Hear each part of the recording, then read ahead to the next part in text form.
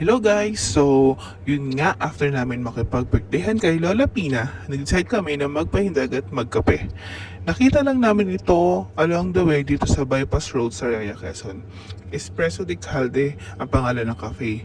Meron siyang malawak na veranda na pwedeng-pwedeng tambayan at meron din silang aesthetic na de aircon na loob. Pay as you order nga para dito mga guys, pero very accommodating ang mga crew.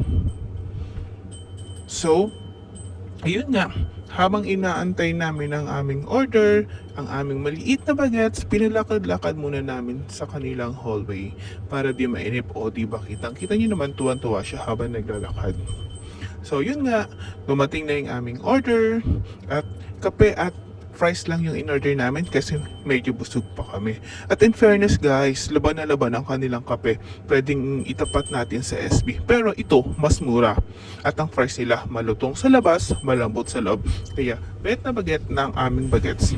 Available din sa kanila guys, mga frap, teas, meron din silang mga waffles, pasta, meron din silang rice meals, cakes, at marami pang iba. Kaya guys, kung ang hanap nyo ay tambay na may sariwang hangin, Instagrammable at tahimik na lugar, or kung gusto nyo lang naman ng date place na bago, or gusto nyo lang mag-chill with family, try nyo tong Espresso di Calde. Promise guys, di kayo magsisisi. Yun lang. Thank you po for watching!